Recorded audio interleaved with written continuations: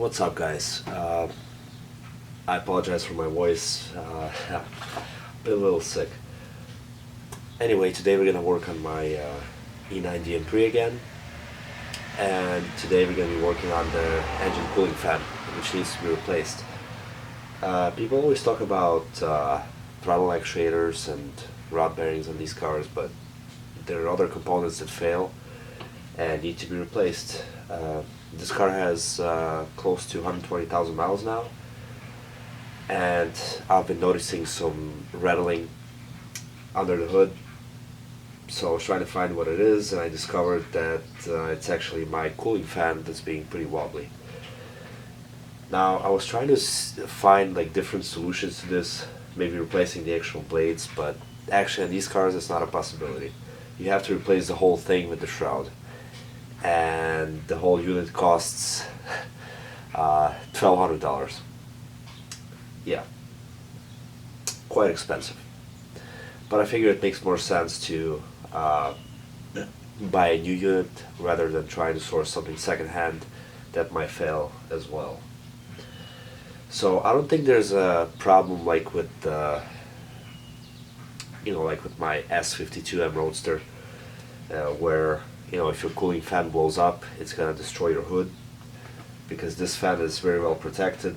I mean, it might damage some hoses and whatnot, so who knows. But anyway, it's a good idea to replace it, and I'll show you too that there's a bunch of cracks, so it's definitely something that's a ticking time bomb.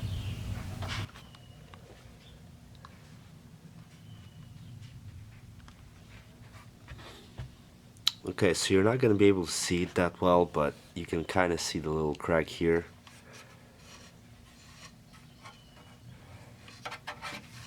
And right there.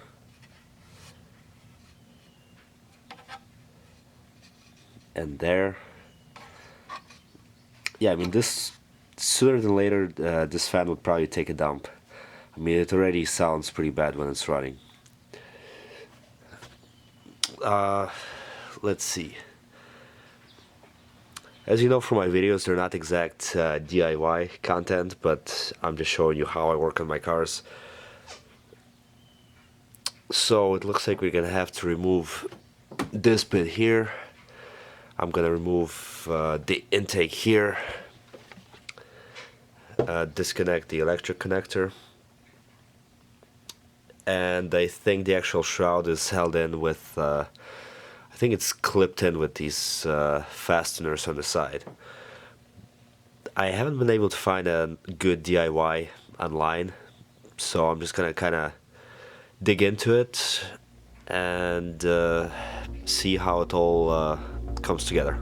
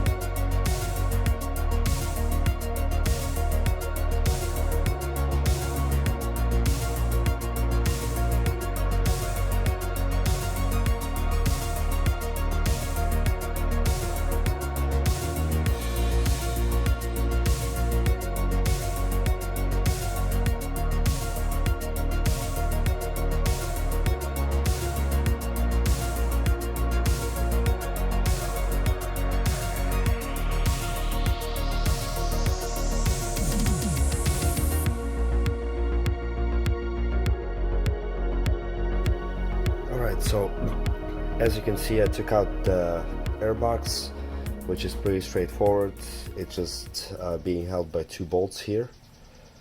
You have to undo the hose clamps. Actually, I also undid the hose clamp on the airbox, but that may not be necessary because there's like that flexible part that allows it to move.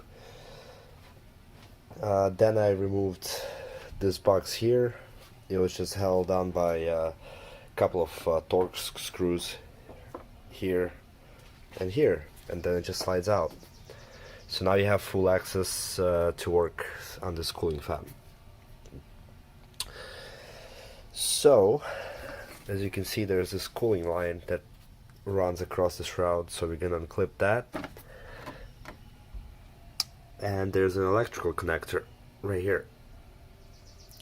Seems to be pretty straightforward, but those are also famous last words. One of the videos that I saw on YouTube, where this gentleman was when he was reinstalling the new shroud and the new fan, he wasn't paying attention here, and he sliced through this little hose here.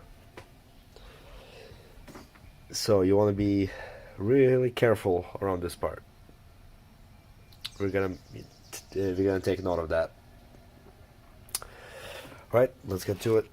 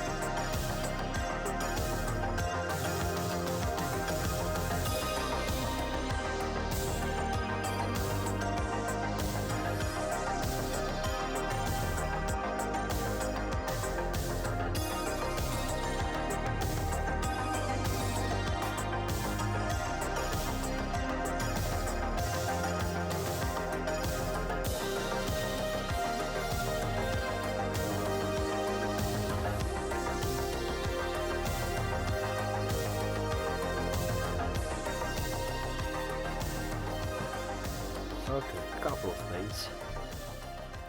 First of all, I decided to disconnect this little hose just to get it out of the way. Obviously I spilled some coolant because of that, and this little piece of hose that you see here is just a piece of scrap that I had laying around. I just put it there so it doesn't drip anymore. So I wanted to show you how the new shroud clips in. There's a hook on this side, and then there are little ears on the bottom there. 1, 2. And on the passenger side, there's a T25 Torx fastener. So once you have that undone, and mind you, you also have to unclip this hose on the bottom here. So once that is done, you can just lift the thing out of the way. This hose gets in the way a little bit, so you kind of have to massage it to, make the whole assembly come out. So let's take a look at the actual shroud now. So here's the old shroud. As you can see, this is our driver's side. This is where it hooks onto that little hook that I showed you. Then you can see these little tabs that go inside those ears on the radiator. And of course, you have these guys here. They're the ones that are holding the hoses on the bottom. And as we come around to this side, passenger side, you can see this hole here. That's where the T25 torque screw goes in. Okay, so now that it's flipped over, listen to this.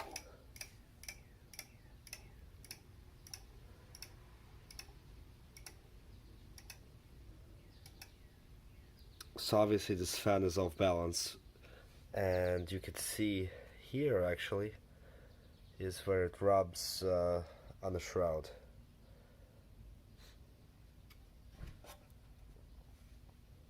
And I assume that is the reason why we have these cracks forming.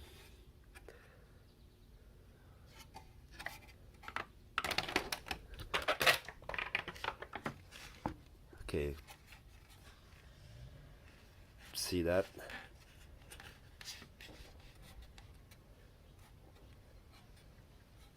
Another one. Another one. So 3 cracks altogether. Alright, let's check out the new one. Alright, so here's the new unit. OEM BMW, just that's the only way to go. There aren't really any aftermarket fans that would do the job. So as you can see, we have to swap over some pieces, like these bits here, hose holders or whatever you want to call them, as well as these ones on the top.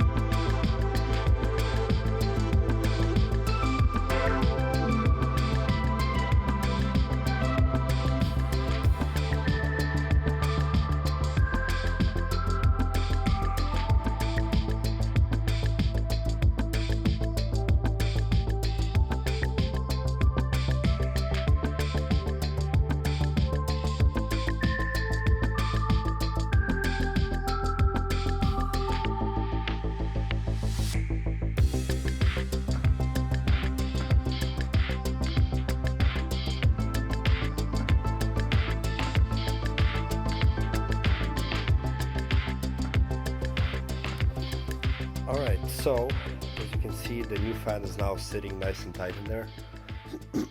And I'm sorry that again that this hasn't been the most detailed video, but the installation was pretty much the reverse of the removal. I did disconnect this hose as well just to give myself more room, but that wasn't really necessary. Just make sure that all the little hooks and tabs, you know, fit inside snugly, so the fan is nice and secure. Also, I have to connect the pipes underneath, which is going to be a pain in the neck, so I might have to actually lift the car and get at them from underneath. But otherwise, this is installed and this should be good to go now. Once again, thanks for watching, and if you have any questions about any of the details or any of the tools needed, just leave a comment. See you next time.